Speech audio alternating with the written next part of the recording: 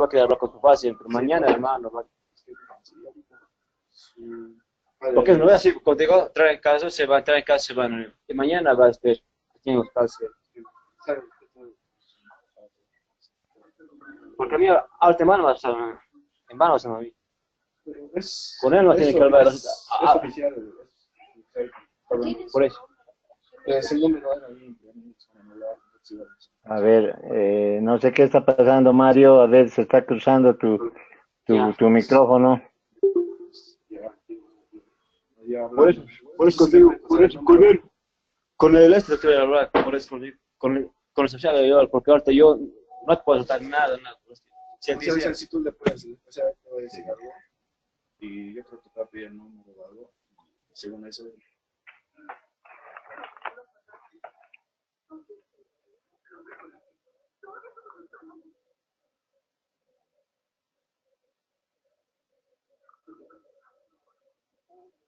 Ya, parece que se ha cruzado, no sé, están cruzando con el micrófono abierto.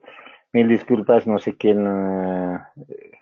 Traten de apagar sus micrófonos y solamente para cuando tengamos que conversar, por favor, les ruego. Entonces, les decía, ¿para qué sirven las plataformas? Sirven para crear formas de manejar el proceso de enseñanza, sirve para administrar, o sea, para gestionar y además para ordenar o distribuir las actividades, como ustedes ya lo están viendo. Ustedes cuando me dicen vamos a subir a la plataforma, es justamente eso, esas plataformas que nos ayudan, nos creamos nosotros información, se administra esa información y además se distribuye las actividades, o sea, se da a ustedes esas actividades.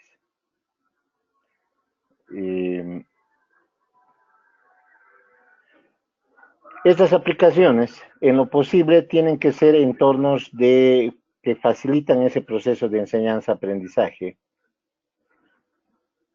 donde el alumno sea más interactivo en la recepción de la información. Se integran ahí en esas plataformas todos los materiales didácticos que están a la mano y además las herramientas de comunicación. Las herramientas de comunicación pueden ser audios, videos o ambos audio, video, teleconferencias, etcétera, y a través de gestionar en la forma educativa.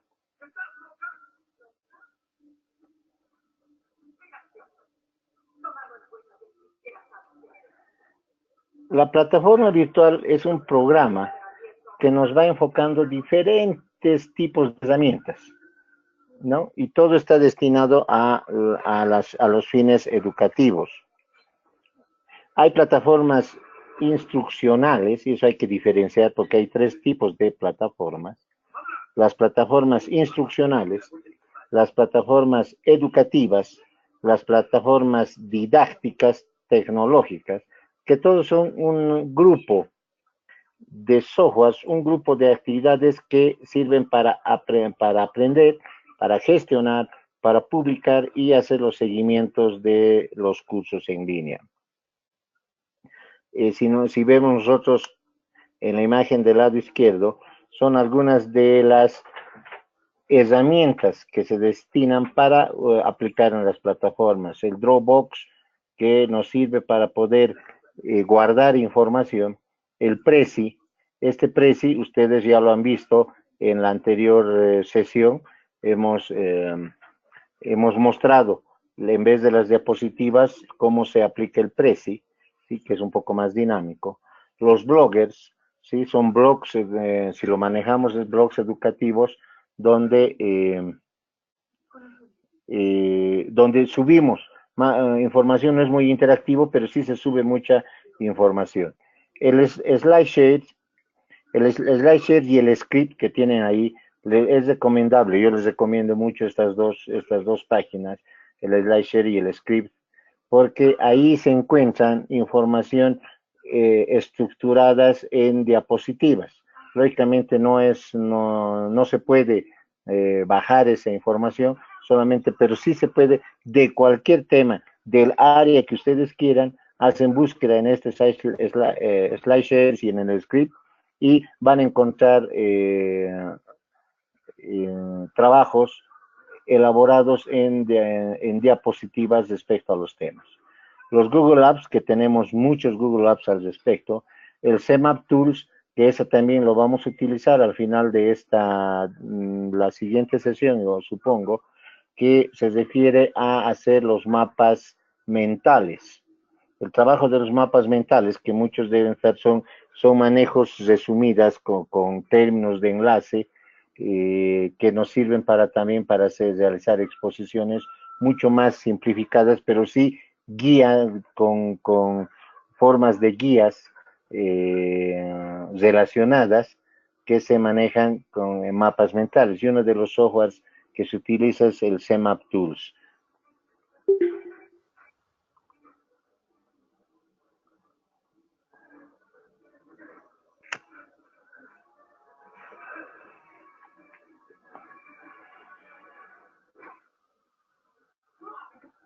¿Cuál es la función de estas plataformas?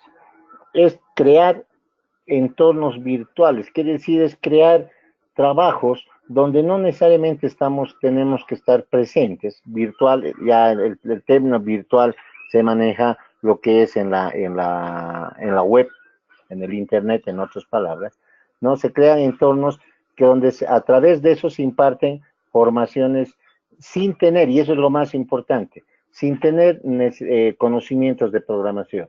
Por lo tanto, el educador que quiera utilizar esto no necesita conocimientos de programación. Eso ya está programado las plataformas. Lo único que necesitamos es saber manejar las instructivas de cómo subir información, cómo manejar actividades, cómo manejar los usuarios, etcétera. Pero eso está en las guías de las plataformas. Como digo, las plataformas deben ser lo más sencillo de manejar, deben facilitar la gestión de toda la información de la manera más fácil. Por eso su objetivo es gestionar, o sea, y administrar, o sea, organizar y administrar los recursos educativos, todos los recursos educativos que tengamos disponibles. ¿Y para qué? Esos recursos, lo que hace el docente, organiza para cómo pueden acceder los alumnos a esos recursos, ¿sí? Y los cuales nos permiten entablar interrelación, comunicación y además, esto es lo más importante, fomentar el trabajo colaborativo.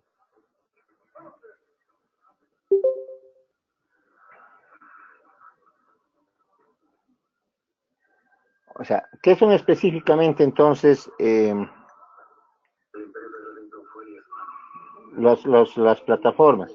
Son programas. La plataforma virtual, cuando veamos qué es una plataforma virtual, es un programa, ¿no? Es un software, ¿no? Entonces es un programa, en términos sencillos, ¿sí? Es un programa que nos permite que organizamos contenidos y actividades dentro de un curso online, como las plataformas que se manejan también en la universidad, en la universidad del siglo XX.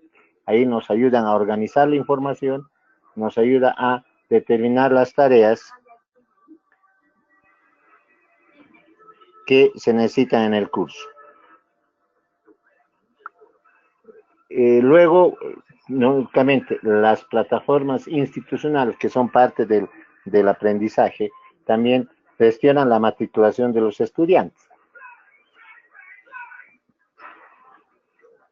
Esas plataformas que se llaman institucionales,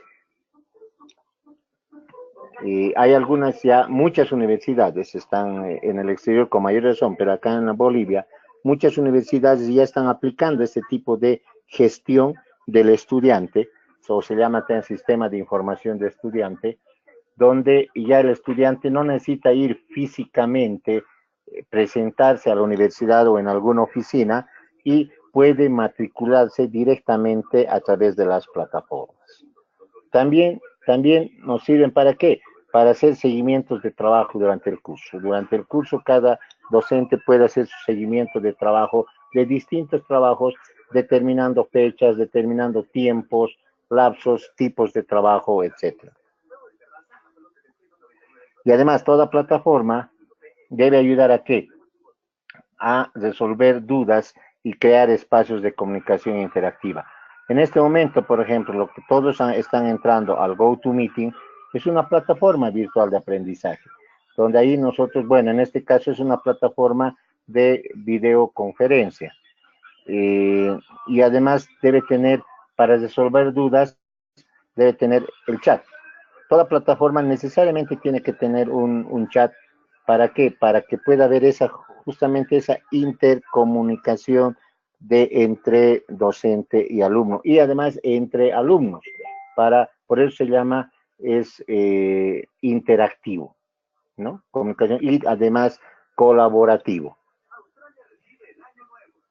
Y por otro, también hay plataformas que sirven para evaluar los progresos de los alumnos. O sea, hay plataformas en las cuales se introducen textos de apoyo donde el estudiante tiene que hacer las lecturas y a medida que avanza en las lecturas va respondiendo determinadas preguntas que plantea el docente. Por lo tanto, el docente está evaluando cuánto está avanzando en esas lecturas o en la recepción de la comunicación al respecto.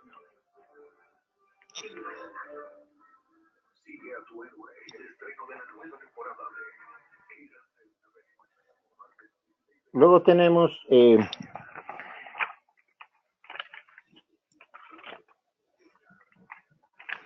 las herramientas. Perdón, no pasé de diapositiva. Allá. Además, en las plataformas pueden utilizarse gestionar de manera integral formaciones a distancia. Sí, ya una de las tendencias de la universidad del siglo XXI es de que las formaciones sean a distancia, como lo estamos haciendo en este momento. Lógicamente, nuestra normativa en el CEUP es de que los diplomados se están manejando netamente a distancia, pero ya algunas maestrías y otras todavía no están dando lugar a que sean netamente virtuales, sino necesariamente se vuelven semipresenciales, presenciales con apoyo de plataformas virtuales, pero no íntegramente virtual. Sí, diplomados, sí hay esa opción.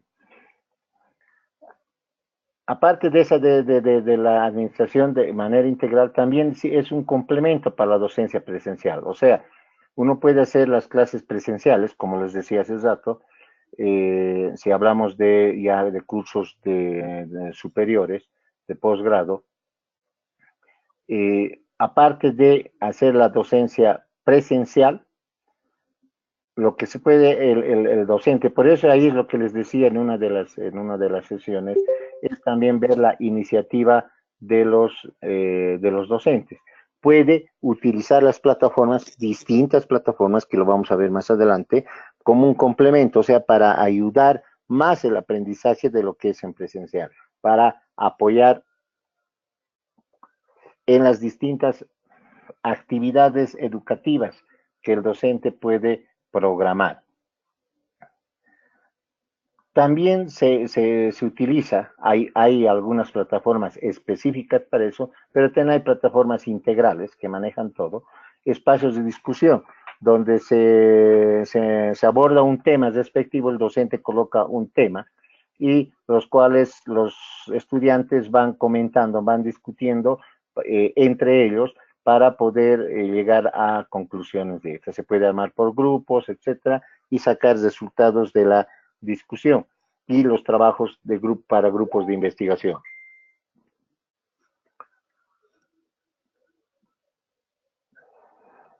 Luego, las comunidades virtuales, que eso hay mucho actualmente, donde uno puede integrarse a esas comunidades, participar de discusiones de los temas respectivos que les interesa. Hay comunidades de todas las áreas.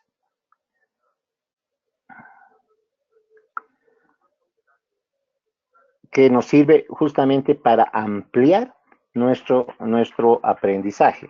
Les decía, se está reemplazando mucho el tema de la biblioteca y se puede ampliar los conocimientos o dudas, salvar las dudas de algunos temas, ¿no? Y eso, como diría, son temas de interés común.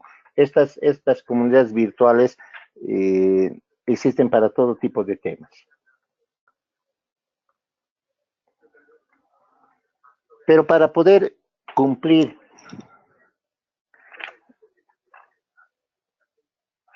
estas, el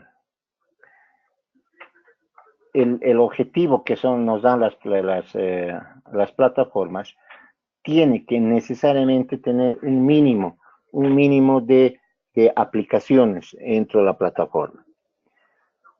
El primero es de que tiene que haber herramientas de distribución de contenidos. Toda plataforma tiene que tener la posibilidad de que el docente o el tutor, en este caso se llama tutores en las plataformas virtuales, el tutor pueda subir los contenidos y distribuir a todos los estudiantes, que los estudiantes puedan bajarse toda la información, sean diapositivas, sean textos de apoyo, sean textos de estudio, etc. El siguiente son las herramientas de comunicación y colaboración, lo que les decía, necesariamente tiene que haber un chat en la cual se puedan entablar la interrelación entre los estudiantes, colaborarse, discutir y llegar a aprender más. Las herramientas de seguimiento y evaluación. Toda plataforma tiene que haber estas herramientas de seguimiento y evaluación. ¿Qué quiere decir?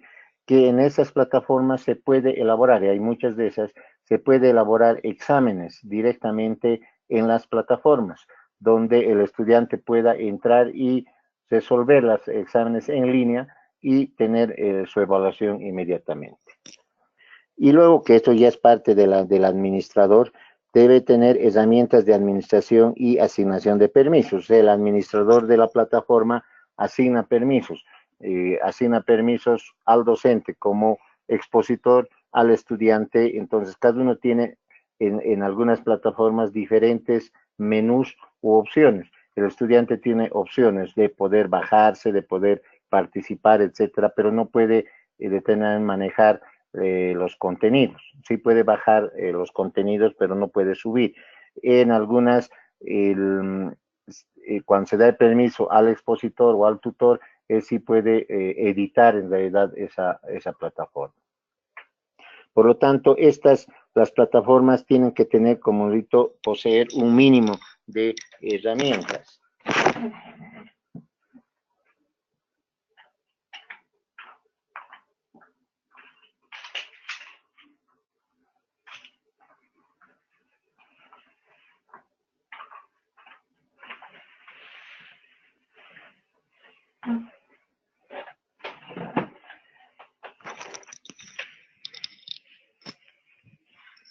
Perdón, me alejé un poco del computador. Ahora sí.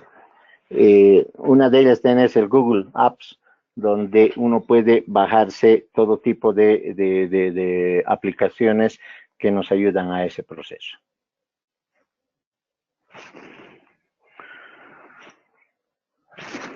Las herramientas de distribución y contenidos, lo que estábamos hablando, el mínimo que deben tener, el mínimo de las herramientas. ¿Para qué nos sirve? Lo que les decía, nos debe dar la posibilidad de poder subir los contenidos, o sea, editar los contenidos online, lo que se llama. Repositorios de archivos de imagen, ¿qué quiere decir?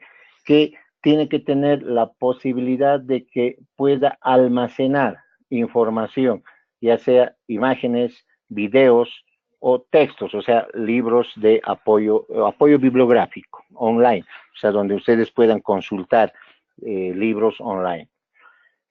Tiene que tener sistemas de conocimiento de CDs, hipervínculos, que es muy necesario los hipervínculos porque puede haber contenidos donde sean muy grandes por capacidad, les decía, y solamente se incluyen los hipervínculos donde uno pueda acceder y luego se enlaza ya sea a otras páginas web donde se pueda buscar esa información. Y administrar calendarios de contenidos. Con una plataforma virtual, cuando maneja el tutor, puede colocar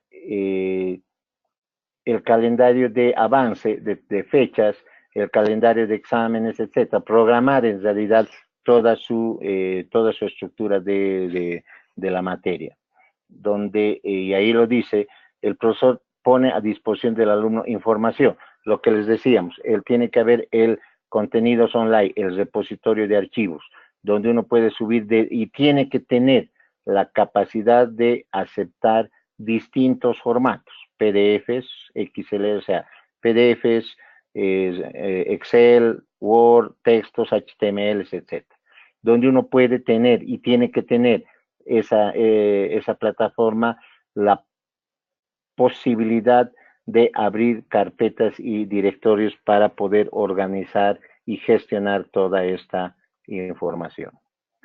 La segunda herramienta, decíamos que eran las herramientas de comunicación y colaboración. Los chats, los foros, que son una de las herramientas importantes dentro de esta área. Los foros de discusión por curso, donde se pueda abrir salas de chats, formar grupos de trabajo y tengan una interrelación con el tutor, ¿no? Hablar de las novedades, de todo de lo que se refiere al tema en sí. Intercambiar informaciones, mensajería entre los grupos o entre los estudiantes. La otra herramienta es el de seguimiento y evaluación. Os decía, el seguimiento y evaluación nos debe tener la posibilidad de sacar estadísticas del alumno, cuándo ha entrado, qué ha intervenido, cuántas veces ha entrado al chat, cuántas veces ha entrado al foro, etcétera. Eso es una estadística y lo que se llama una ficha personal por el alumno. Hacer el seguimiento en las actividades.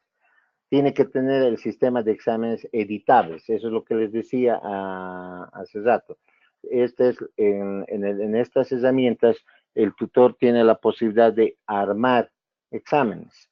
Tenemos ahí el Moodle, una de ellas, una de las plataformas, donde uno puede armar los exámenes en línea y le da la posibilidad de escoger el tipo de examen.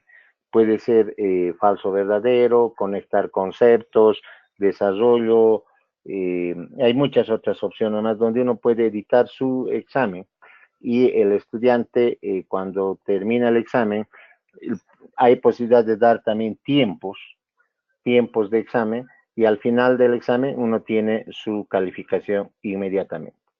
Los reportes de actividades y las planillas de calificación, donde una vez que da el examen automáticamente se tenga la estadística de las calificaciones. Ya no se necesita estar calificando cantidades de exámenes, sino que directamente la plataforma nos da esa estructura.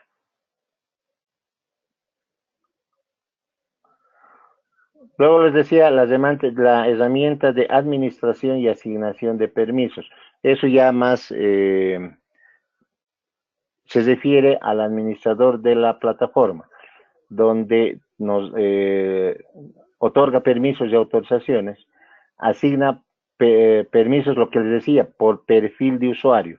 Una cosa es el perfil de estudiante, el perfil de docente, el perfil de administrador o coadministrador, etcétera. Cada uno tiene distintos menús y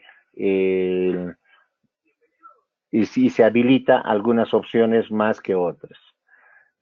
Ayuda a los procesos de inscripción y en los planes de carrera y oferta formativa. Esto se refiere mayormente a plataformas institucionales educativas. Por supuesto que esas plataformas tienen que estar a través de la aplicación de usuarios y contraseñas, como ustedes lo tienen también, ¿no? Para que se haga el seguimiento, en la anterior herramienta se hace el seguimiento al usuario.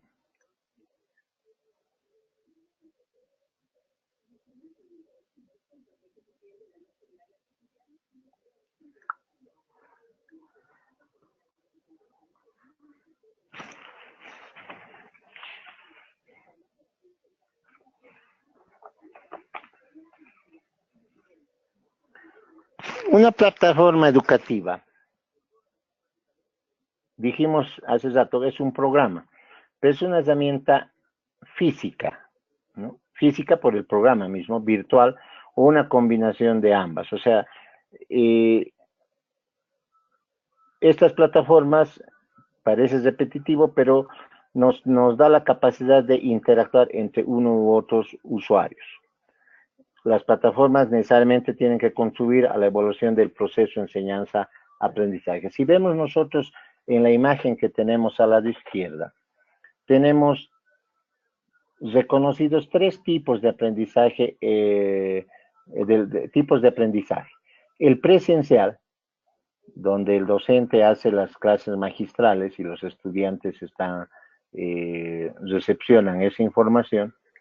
El e-learning, que sería el que estamos haciendo nosotros, que es el no presencial, lo que llaman, ¿no? El no presencial, que son los entornos virtuales, donde si están ahí, los estudiantes están en el mundo alrededor, porque esto se puede hacer, el estudiante puede estar como están en este momento ustedes, algunos están en La Paz, en Oruro, Cochabamba, etcétera, etcétera. Las plataformas B-Learning. Las B-Learning se han puesto ya de moda, lo que les decía hace un momento. Las B-Learning es una combinación entre los dos tipos de aprendizaje, perdón, mil disculpas, anteriores. Es presencial y a la vez es virtual. Por lo tanto, se da un tiempo las clases virtuales las clases presenciales, y se hace el apoyo a través de la plataforma virtual y se respalda con algunos trabajos que se hacen durante un periodo determinado después de la enseñanza.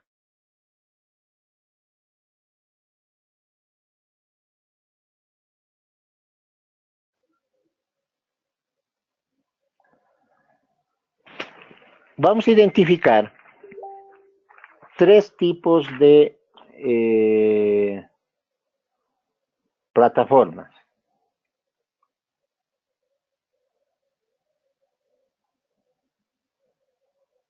El LMS, lo que les decía, la que se conoce normalmente, que se llama el Learning Management System, es el más conocido, que es el sistema de gestión de aprendizaje.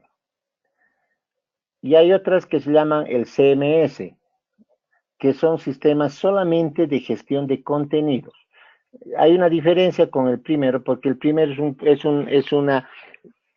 una plataforma que tiene más herramientas de educación, como hemos visto hace rato, y el CMS solamente es un sistema de gestión de contenidos, donde uno puede administrar contenidos. Y el EBAI, que es el entorno virtual de aprendizaje interactivo. Muchos autores hacen una similitud entre lo que es el EBAI, el entorno virtual de aprendizaje interactivo, juntamente con el EMS.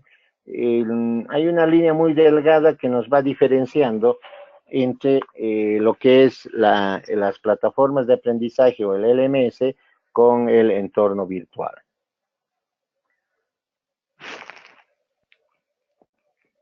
Veamos cada una de esas. El LMS o el sistema de gestión de aprendizaje necesariamente tiene que instalarse en un servidor. Debe servir para administrar a los usuarios, distribuir las actividades y controlar las actividades de formación presencial. Las funciones que hemos visto: gestiona usuarios, gestiona los recursos educativos que se tiene al alcance, las actividades de formación, diferentes tipos de actividades que se puede utilizar dentro de la formación del proceso de enseñanza-aprendizaje, administrar el acceso, controlar el seguimiento del proceso de aprendizaje, realizar evaluaciones de lo que hemos hablado, las herramientas mínimas de una plataforma, generar los informes, servicios de comunicación, foros y videoconferencias. Entre las más conocidas de estas, de la LMS, que es el sistema de gestión de aprendizaje, tenemos dos, que son el WebCT y el Moodle. El WebCT no es muy conocida todavía por estos, pero esta es uno de los más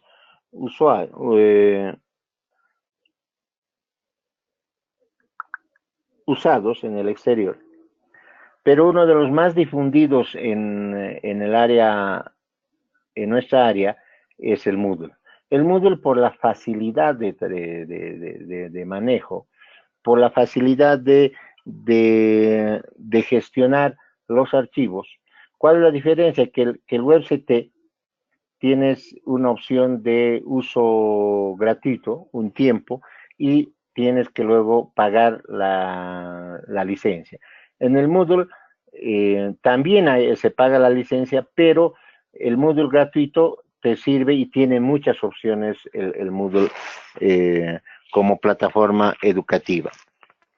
Un LMS, el entorno LMS, podemos verlo en esta diapositiva.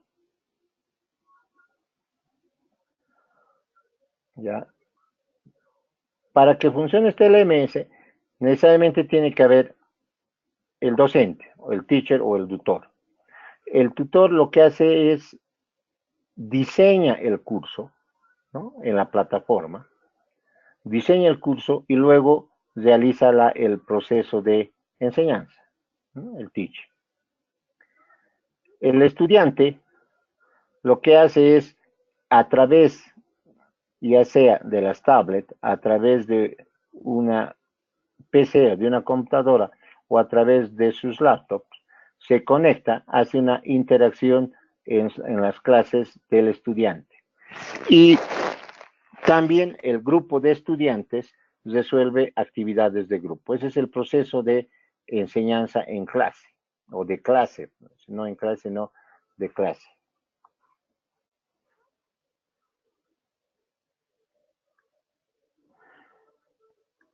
Luego, también es para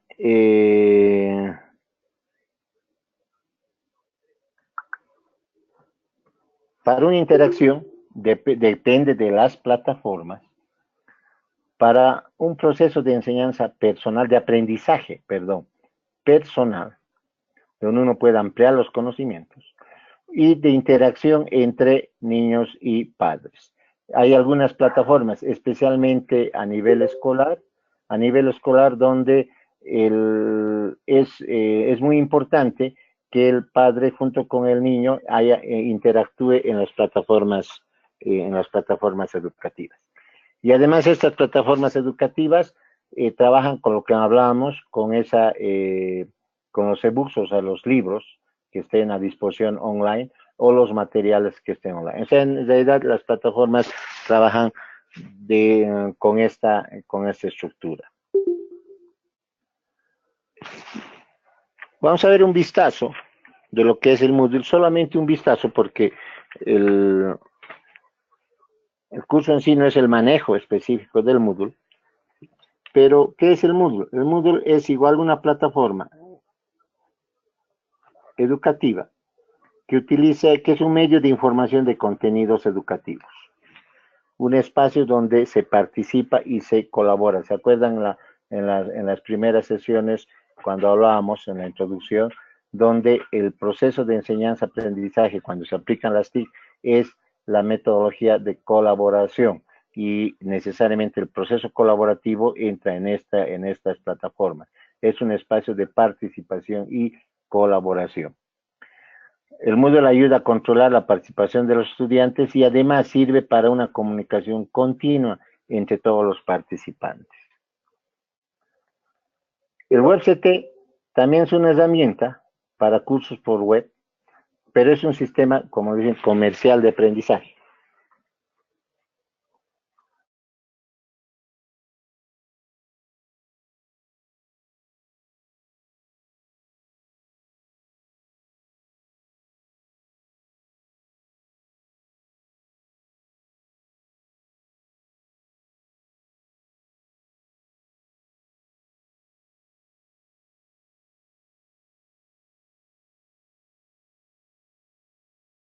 Decíamos, es un sistema comercial de aprendizaje.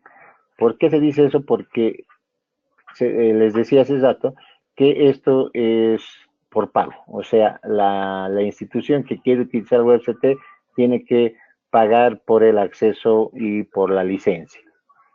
Es muy usado en las instituciones educativas a través de Internet. Sí, eso es una de las páginas, es una de las plataformas, junto con Moodle, una de las más utilizadas.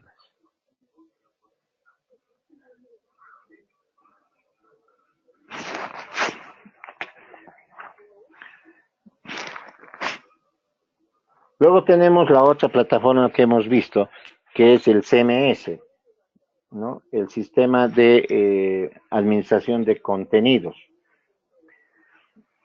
Su nombre lo dice, está relacionada con la gestión de contenidos y publicación de los mismos. Hay plataformas donde uno solamente sube los contenidos, publica los mismos. Uno de esos es lo que les decía, el script, donde uno sube y administra esa plataforma los contenidos y lo publica. Hay algunas plataformas donde suben tesis, hay otras plataformas donde suben libros, ebooks, etc. Ayuda para generar los contenidos de los cursos. Nos sirve para crear y administrar contenidos, ¿no? Necesariamente todas estas plataformas necesariamente van a través del navegador. Tienen servidores que a través de la web se van conectando.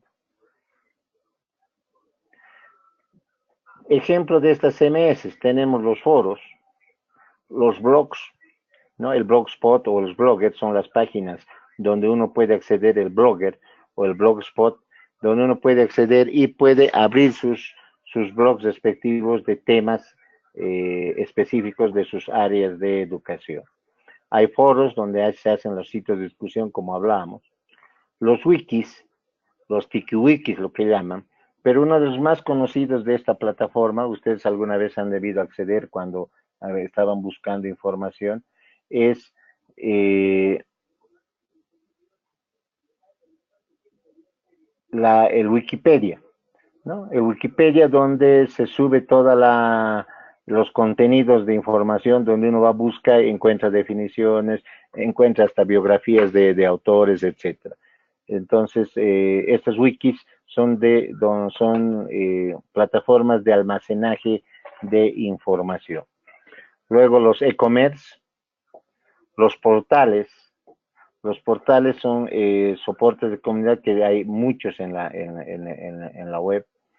Las galerías, galerías se llama, son páginas donde se administran contenidos de imágenes, audiovisuales, etcétera. Y uno de los más conocidos, el YouTube. El YouTube es una plataforma, un CMS, ¿sí? Un CMS de galería, donde ahí se suben videos, donde uno puede buscar todo tipo también de información en esos videos, ¿no? Si uno es, como les decía al inicio de este módulo,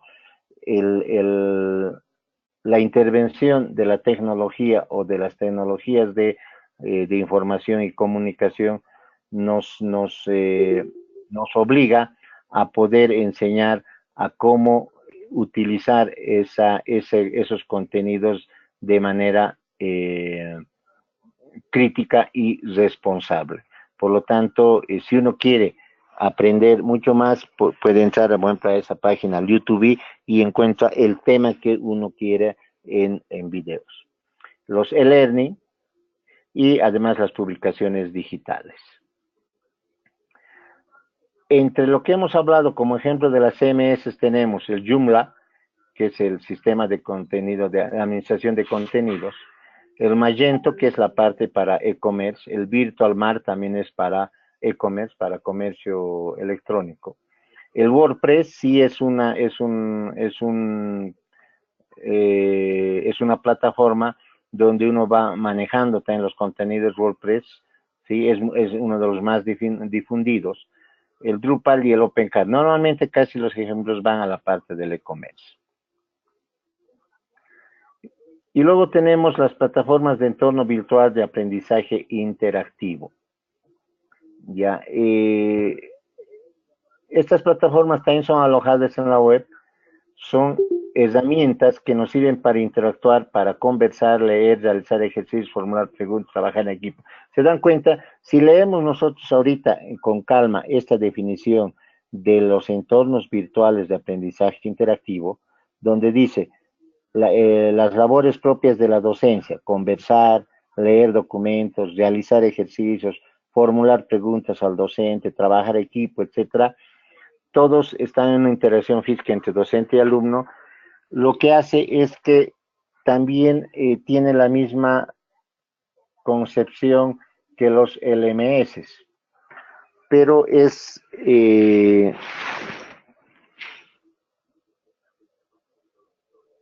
tiene casi la misma estructura que las LMS. Y ahí tenemos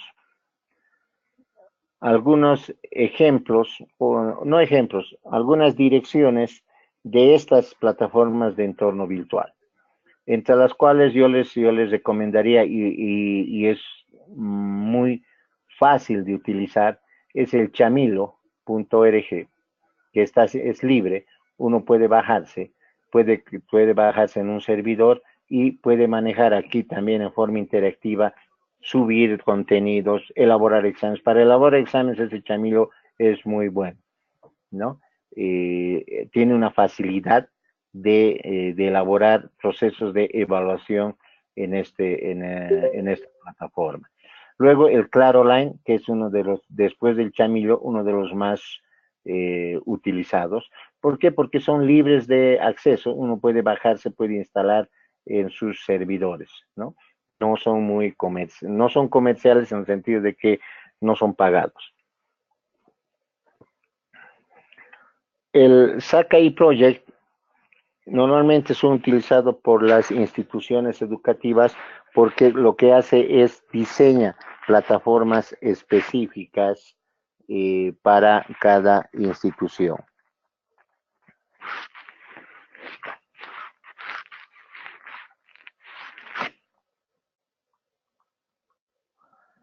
Y ahí tenemos también una imagen que nos resume lo que son las plataformas, los entornos virtuales. Todos a distancia, el mundo nos dice claramente, nos da una idea de que puede estar en cualquier punto geográfico, se aloja en la web, son trabajos dinámicos y es el aprendizaje a distancia. Y además sirve para una interacción didáctica, ya sea entre los participantes o con el tutor. Todo esto de la aplicación de las tecnologías y a través de las plataformas educativas, se ha ido modificando algunas terminologías ya dentro de los procesos de educación. Lo que se llama ahora las mochilas digitales en los estudiantes. Y eso vamos a ver en la siguiente diapositiva. Esta, si ustedes se fijan, cómo ha ido reemplazando la mochila digital respecto a la mochila analógica. En la mochila analógica, lo que se ve actualmente en los estudiantes, ¿sí?, dice aproximadamente un peso de 8 kilos, porque ahí en la mochila analógica se introducen los libros, todo su material, compases, reglas, etcétera, todos los elementos que ustedes ven en esta diapositiva, ¿no? Donde la carga en la mochila. Lo que se diferencia ahora con la mochila digital. La mochila digital se puede transmitir en una tablet, que es lo que tienen acá en el lado derecho de la imagen, donde ahí se puede subir textos digitales, ¿sí?, donde son más fáciles, son más económicos y más fácil de actualizar esos textos. Los e-books que nos facilitan la consulta de diccionarios, conceptos, etcétera, donde nos ayuda a hacer las actividades interactivas del estudiante, donde facilita la comunicación entre docentes y alumnos y también los padres, las herramientas de comunicación, los entornos colaborativos, y además se incluyen ahí las agendas de los alumnos, están los diccionarios, las calculadoras, etcétera. Todo está en lo que se llama la mochila digital, ¿no? O sea, un tablet o un netbook donde puede introducirse todo lo que antes se cargaba el estudiante en la mochila analógica. La tendencia es eso. La tendencia es que todo eso se maneje en la mochila digital, o sea, en las tablets, donde todas estas herramientas que se manejaba en forma física, los tenga digitalizado en esta cuadrada. O sea, esta imagen nos dice mucho lo que está sucediendo con la aplicación de las tecnologías de información, las TICs, lo que se llaman las tecnologías de información y comunicación. Así ya tuvimos los requisitos de la plataforma. Acá lo vamos a ver ahora es los atributos que deben tener. Los atributos que debe tener una plataforma deben ser sencillos, lo que decíamos hace rato, no necesitan que el tutor aprenda a programar, sino que cualquiera puede tener la facilidad, no debe tener la dificultad de conectarse y navega dentro de esa plataforma. Debe tener una calidad en el entorno audiovisual, ¿qué quiere decir? Donde se pueda introducir imágenes y colores en los cuales pueda llamar la atención. O sea, el entorno audiovisual hace mucho para poder generar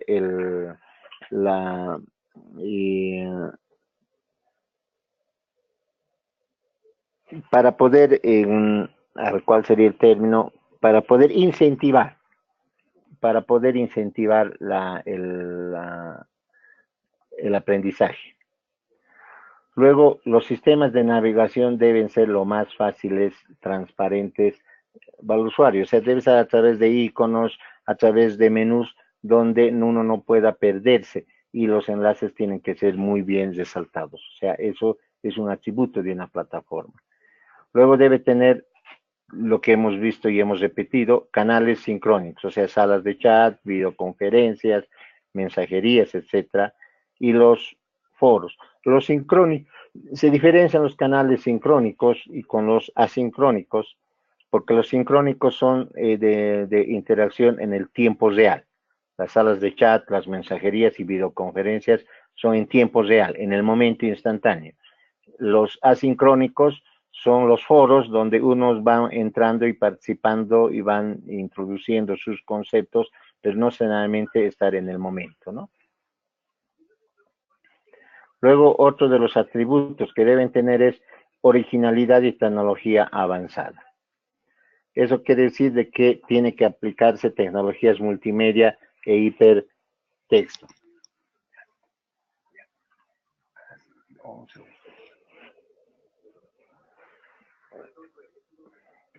Deben tener fiabilidad y seguridad del entorno. Por supuesto, toda plataforma tiene que ser manejada de una manera segura, donde que deben ser un filtro. Una plataforma, si no tiene filtro de antivirus, no es una plataforma muy fiable. Por lo tanto, se tiene que tener la seguridad de que el contenido que se sube a esa plataforma debe filtrarse con una revisión de antivirus y viceversa, que el estudiante cuando accede a esos contenidos, en cualquier tipo de contenidos, escritos, visuales, etcétera, debe tener la seguridad de que está libre de virus. Como es a distancia, como el entorno es a distancia, por lo tanto tiene que haber esa seguridad de que los contenidos son lo más fiables posibles. Otro de los atributos es de que deba manejarse hipertextos, o sea, manejar imágenes con textos actualizados.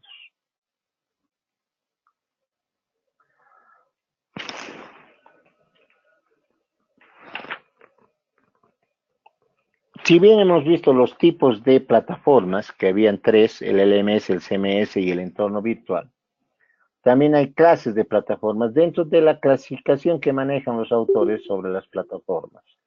Las comerciales, las de código abierto y las de desarrollo propio.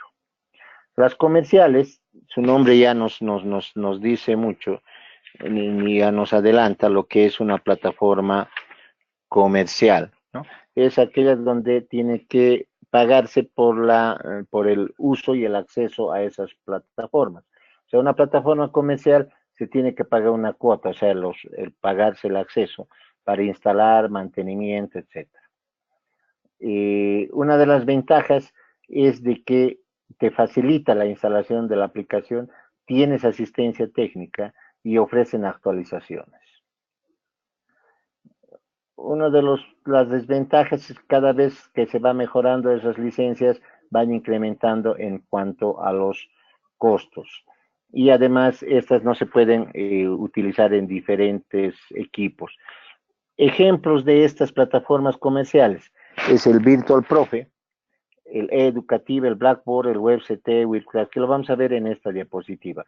En otras palabras, las plataformas comerciales son de pago, donde se tienen que pagar por el uso de estas.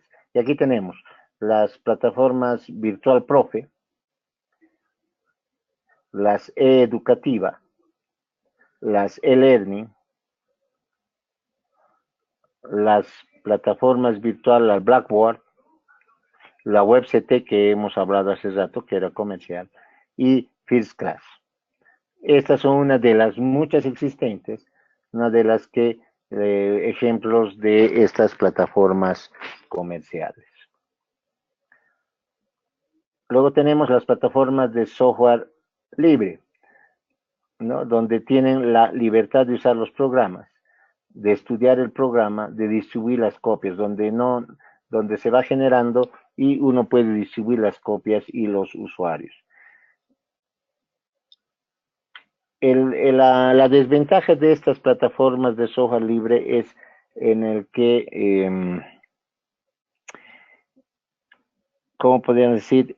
Las herramientas son limitadas respecto a las comerciales. Las comerciales se encuentran las herramientas completas y las plataformas de software libre, que es de fácil acceso, pero tienen herramientas limitadas.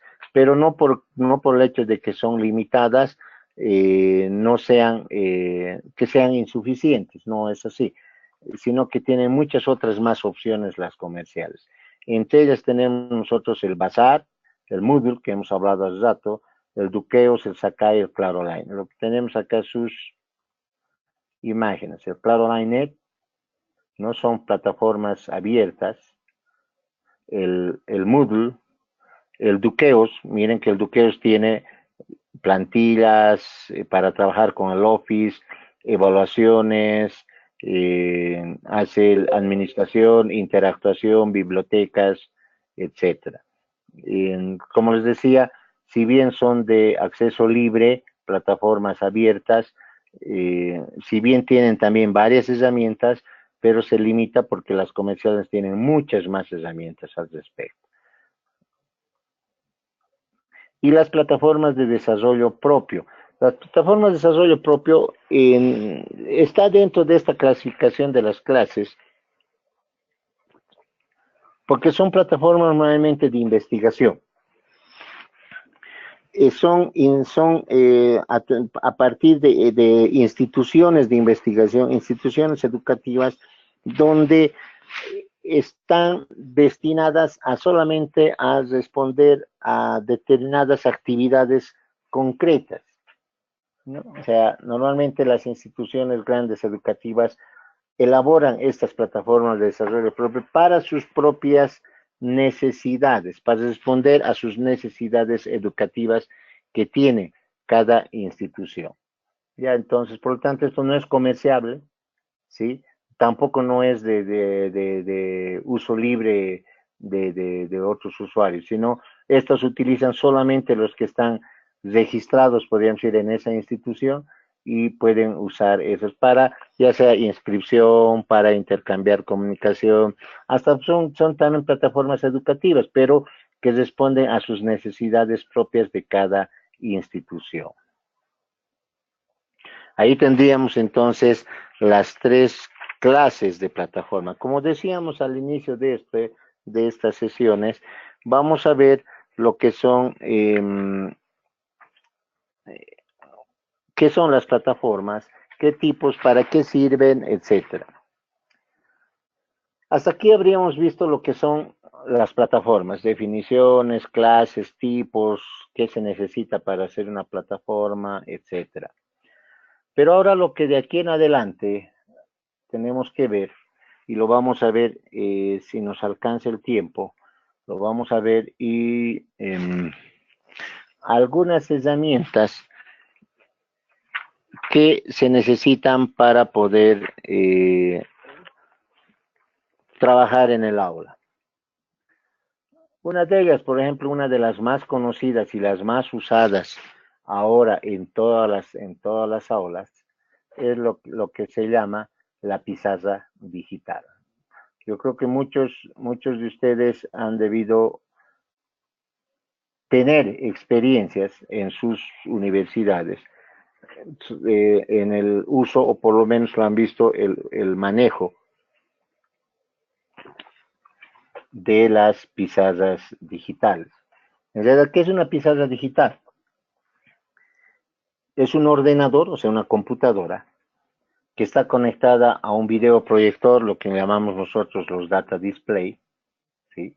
Está conectada a ese equipo, y que a la vez las imágenes de ese ordenador pasa a través del data display sobre una superficie lisa y rígida, es lo que se llama la pizarra digital, y esa superficie lisa es sensible al tacto, ¿ya?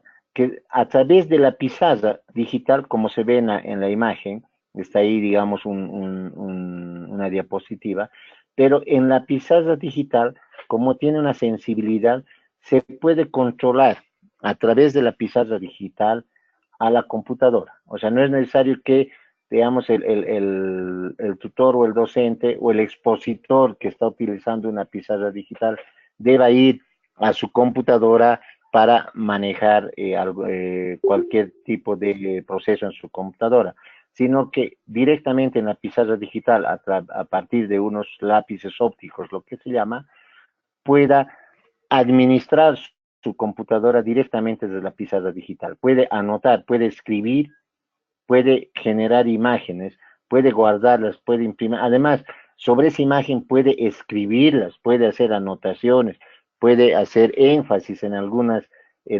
expresiones, etcétera, y las cuales se graban. Todo esto se va desarrollando, se graba y se puede enviar, ya sea por correo, o se exporta, como se dice, en diferentes formatos. Normalmente el formato más conocido en este caso, en estas pizarras digitales, es el formato PDF. Por lo tanto, ¿qué es lo que se utiliza? Y esto es muy importante ya en nuestra actividad diaria de enseñanza. Por ejemplo, en el área de las ciencias exactas, uno puede desarrollar el ejercicio en esa pizarra, y si se llena la pizarra digital, o sea, todo el espacio, lo único que hace es pasar de hoja, ¿sí? A través de un menú que se tiene en las pizarras digitales, se pasa a una nueva hoja y se sigue desarrollando el ejercicio, ¿sí? Y el estudiante puede pedir, digamos, puede decir que explicar nuevamente. Lo que hace el docente es retorna las hojas, como si fuera un cuaderno, retorna las hojas hacia atrás, y ya sobre lo escrito puede hacer con colores, etcétera, resaltadores, puede hacer énfasis en la parte donde tienen dudas, y eso, todo lo que ha desarrollado, el docente lo graba y lo envía en diferentes formatos. ¿Cuál es una de las aplicabilidades en esto? No aplicabilidades, ¿cuál es la potencialidad en este uso? De que el estudiante se dedica a atender lo que está desarrollando en clases, porque sabe que todo lo que está escribiendo, las imágenes que está utilizando, etcétera, el tutor, o los ejercicios que van resolviendo, desarrollarse en la pizarra digital, se van a grabar y el estudiante lo va a tener en formato para poder estudiar. Por lo tanto, el estudiante, su atención se centra en la explicación, y no tiene que estar tratando de atender la explicación y anotar, sino que directamente es a atender la explicación, y sabe que va a tener toda esta información en sus en sus computadoras.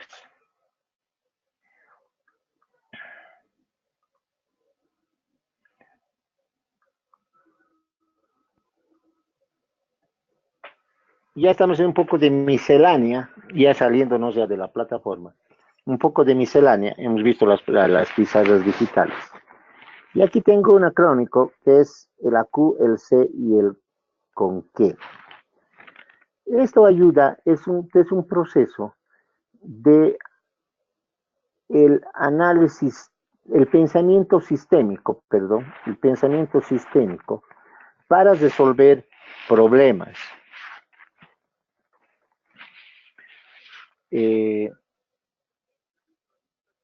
No sé si con ustedes hice el anterior un ejemplo, un ejercicio, no un ejercicio, una pregunta.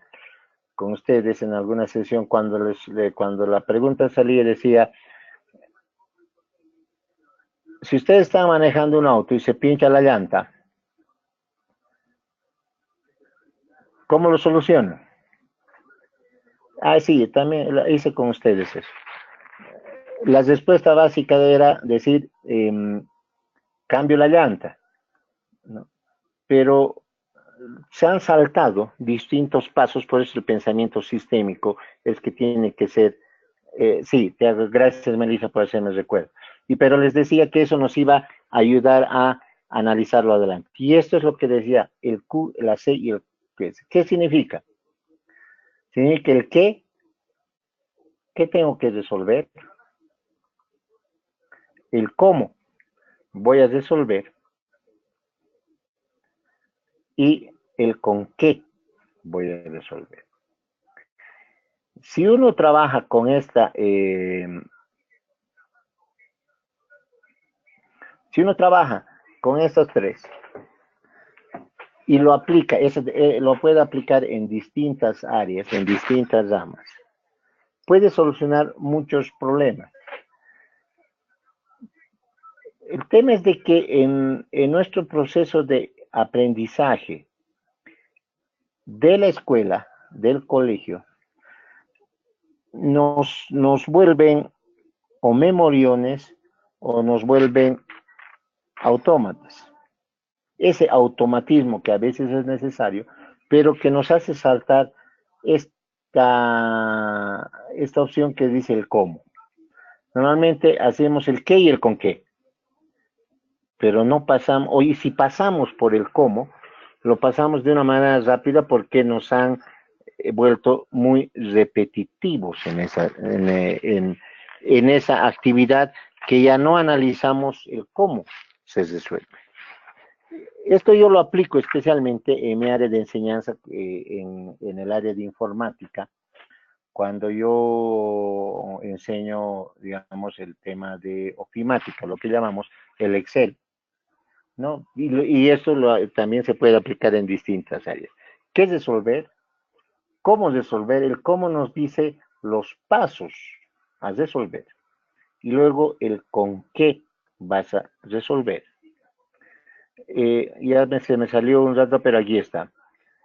Por ejemplo, dice determinar si un número es par o impar. Yo estoy seguro que la mayor parte de ustedes conoce el Excel, ha manejado el Excel. En el Excel, ¿cómo determinaremos si un número es par o impar? Sin utilizar la función par e impar, que por supuesto que hay, ¿no? Pero aquí es uno para analizar, para procesarlo.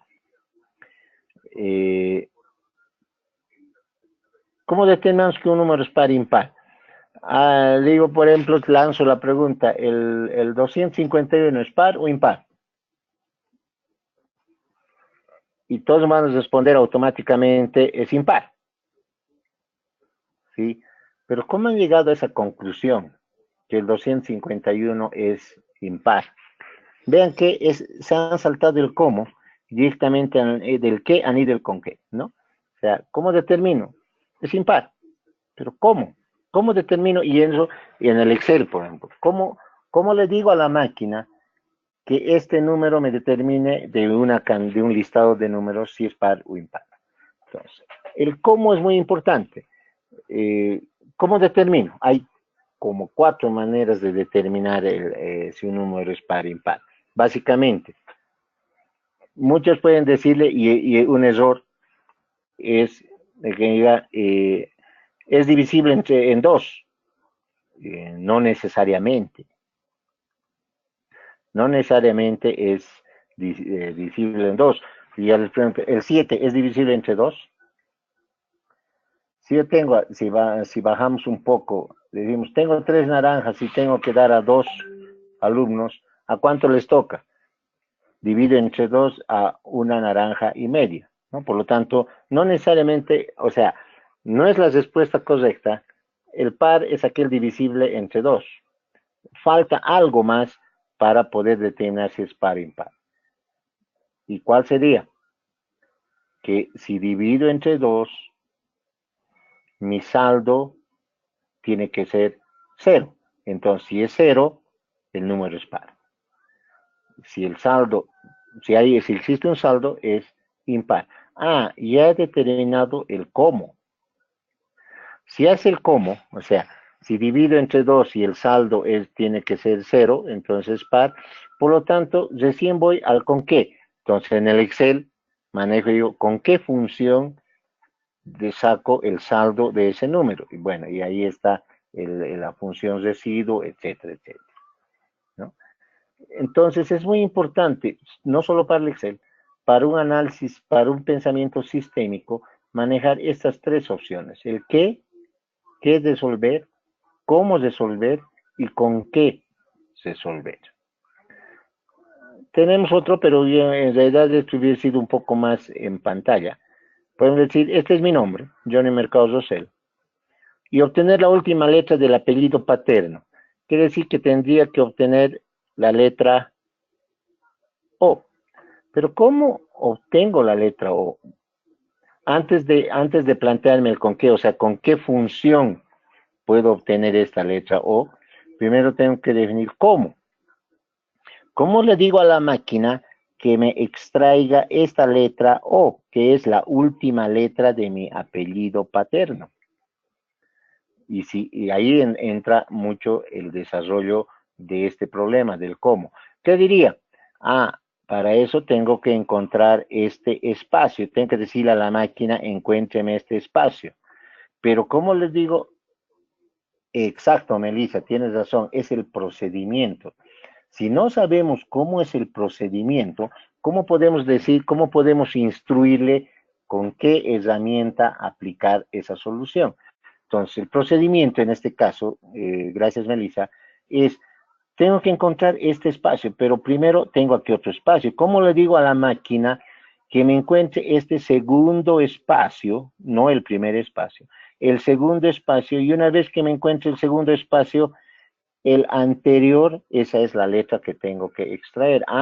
Entonces, ¿qué tengo que hacer? Primero tengo que encontrar el primero y luego encontrar el segundo espacio y luego del segundo espacio que me encuentre, le digo a la máquina el anterior, la posición anterior, esa letra tiene que extraer. Si ya sé el procedimiento del cómo, entonces ya le puedo decir, qué función, o sea, con qué, y busco qué función me ayuda a encontrar el espacio. Y después de encontrar el espacio, qué función me ayuda a extraer esta letra. Y bueno, ya se busca la función. En este caso sería el hallar el espacio con la función extrae, etcétera, y encontramos ese espacio para los que. Pero en síntesis, es esto es lo que quiero que me entiendan. Que con este procedimiento tenemos que necesariamente, con estos pasos, perdón, necesariamente tenemos que saber el procedimiento para solucionar. No podemos saltar, no podemos cansarse. Hay algunas acciones que son innatas, ¿no? Innatas y automáticas, pero necesariamente tenemos que darnos una pausa a poder detener ese procedimiento del cómo vamos a resolver. Después, les repito, viene el con qué herramienta vamos a solucionar este problema. Entonces, aparte del ejemplo, que para mí venía en el manejo del Excel, pero aparte de eso, no se olviden que este es un proceso lógico que tenemos que hacer. ¿Qué? El cómo y el con qué. Por eso decía el de la llanta. ¿Qué tenemos que hacer? Cambiar la llanta, pero ¿cómo? y muchos nos hemos saltado, muchos en su momento han de saltarse el cómo. Esos son los pasos a resolver. Si no sabemos el cómo, es un poco complicado manejar con qué herramienta. Como se dice dentro de la filosofía también, para hacer la práctica tienes que tener la teoría. Si no sabes teoría, ¿cómo vas a practicar? Entonces, el cómo es nuestra teoría y el con qué es la parte práctica de herramienta. Hasta acá me gustaría quedar, hasta acá, muchachos, en el sentido de que la siguiente, ya vamos a entrar a cómo grabar las conferencias. Lo que les voy a hacer es voy a pasarles estas direcciones para que podamos ver, por ejemplo, ¿qué es el Camtasia? El Camtasia, Estudio 8, nos sirve para poder grabar nuestras video lecciones. ¿Qué significa? Para hacer tutorías tutorías en internet. Por ejemplo, el Camtasia, acá yo hay un link ya donde nos muestra cómo podemos grabar esta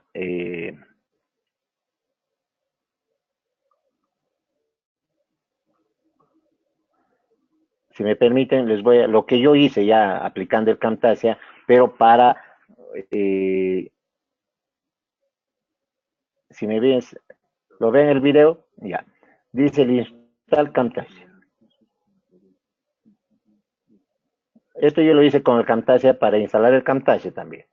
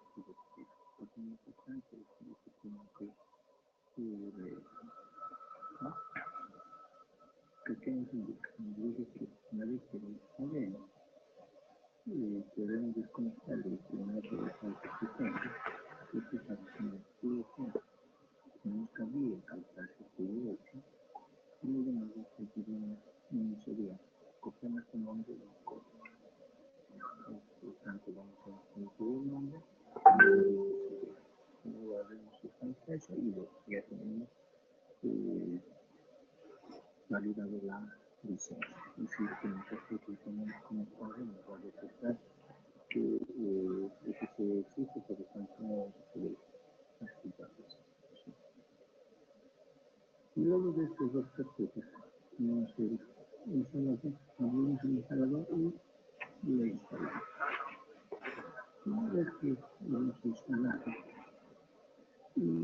se registrado. Y antes de abrir, una vez que se han instalado, esta carpeta de esta dijo que no se trata de referencia, es lo que la decía un campo. Y tenemos que instalar el archivo de carpeta instalado. Y la de facto que estamos viendo, las carpetas tenemos que copiar en la carpeta text, que es donde está instalado. Ya tenemos aquí, seleccionamos, copiamos y buscamos dentro de el dentro de archivos de programa. Buscamos la carpeta. Aquí funcionamos, creamos la campaña y una vez que abrimos acá, lo que hacemos es pegar. No se puede más de el archivo canónico y el texto de traducción de tema de la traducción de España. Una vez que tenemos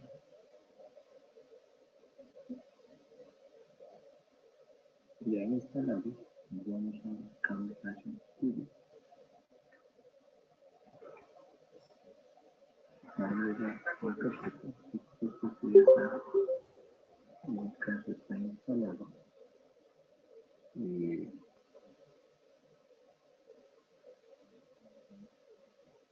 en el caso de ustedes, también hay que iniciar y va a salir una ventana donde les va a decir activar sus 30 días en la parte de abajo, así introducir sería. Ustedes activan este espacio y le van a pedir su nombre y el porque la policía en este otro. Entonces, una vez que hagan, después de descansar al internet, el programa va a pedir su nombre, ustedes colocan el nombre y luego sería colocando menos cuestiones de instalación por recursos, copia y ya podemos ver en este caso ya lo he introducido, por lo tanto cuando ya está ahí y activado por tanto ya tendríamos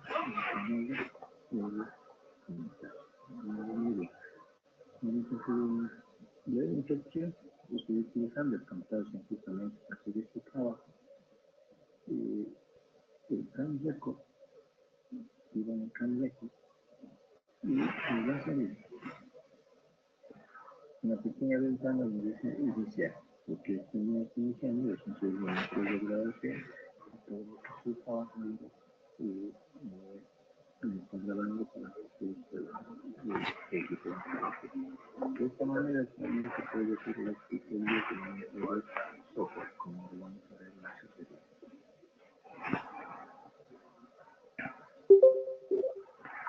Bueno, ustedes han visto el uso de este software que es el Camtasia, que nos ayuda a poder grabar tutoriales de cualquier software que ustedes quieran. Pueden abrir y ustedes ven en YouTube y van a encontrar varios manejos, cómo instalar determinados softwares, como tutoriales de cómo se manejan cualquier software que ustedes quieran encuentran en YouTube y eso están elaborados en uno de ellos, que es Camtasia, y hay muchos otros softwares más que nos ayudan a grabar los tutoriales. Yo les voy a pasar ya sea por la plataforma o por el grupo de WhatsApp, les voy a pasar los links para que ustedes puedan ya descargar, o sea, les voy a pasar ya el descargado, pero, perdón, el ejecutable para que ustedes puedan instalar en sus máquinas respectivas y puedan hacer los tutoriales al respecto. Luego el siguiente diapositiva, eso sí lo vamos a hacer en la siguiente sesión, el día lunes. Lo que continúa acá es el video script. Esto les voy a explicar con más detalle en la sesión del lunes cómo instalar el video script. El video script es una aplicación que nos permite hacer presentaciones animadas y luego exportas para tu ordenador. Esto nos ayuda a poder desarrollar también temas, pero de forma más animada. El manejo es muy sencillo, les voy a explicar, y el trabajo de estas sesiones, de estas sesiones que hemos visto, que son de las plataformas de TICS, lo van a hacer con este video script. Les voy a dar el trabajo recién el día lunes, después de explicarles cómo se instala, etcétera. Les voy a hacer un pequeño tutorial igual a través del Camtasia, cómo instalar, cómo se maneja, cuáles son las herramientas que se manejan en el video script, y lógicamente les voy a pasar tanto el tutorial como el instalador, y ustedes puedan armar un tema. Yo les voy a pasar un material escrito para que ustedes todo ese material escrito lo puedan transcribir en este video escrito, o sea, en forma animada, que si ustedes se dan cuenta, primero que es muy sencillo del manejo y es muy educativo, que ayuda también a poder entender muchos de los temas que se avancen. ¿De acuerdo? Por lo tanto, aquí vamos a quedar, y el día lunes vamos a trabajar con el video script, y también vamos a trabajar con algún otro software, pero más el día lunes vamos a dedicarnos al video script, ¿sí? Va a ser corto, pero para que podamos aprender, y ahí sí que necesito, si tienen alguna duda, y si lo tienen si están trabajando en sus computadoras, ¿sí? Podamos junto con ustedes instalar y salvar algunas dudas que tengan en la instalación, y para que ustedes puedan hacer el manejo de este video script. Les repito que la próxima tarea que les voy a dar va a ser a través del video script, que puedan hacer un trabajo de presentación. ¿De acuerdo? ¿Alguna duda al respecto, jóvenes?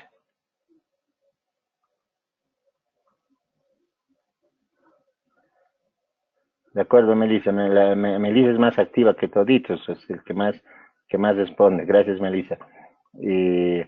Bueno, entonces esto estoy grabando, por lo tanto también lo vamos a tener. También lo tiene el administrador, las grabaciones de estas presentaciones. ¿De acuerdo? Si no hay una duda, jóvenes, nos veríamos entonces en la siguiente sesión. ¿De acuerdo?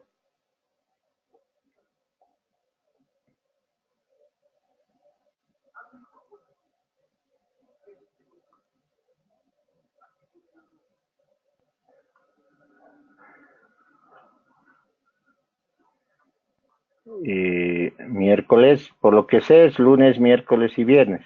Perdón, miércoles les dije, no, la sesión es el lunes. El lunes no pude porque no estuve yo estoy pasando unas clases, por lo tanto no pedí permiso el día lunes. El día lunes, en realidad las sesiones son lunes, miércoles y viernes.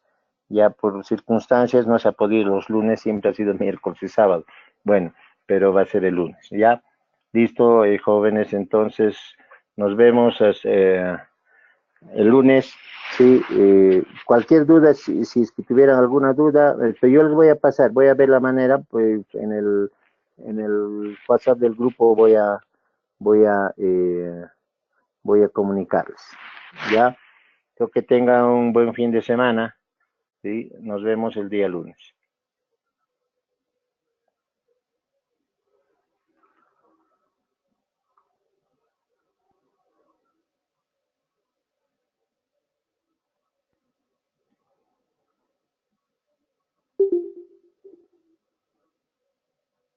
Buenas noches.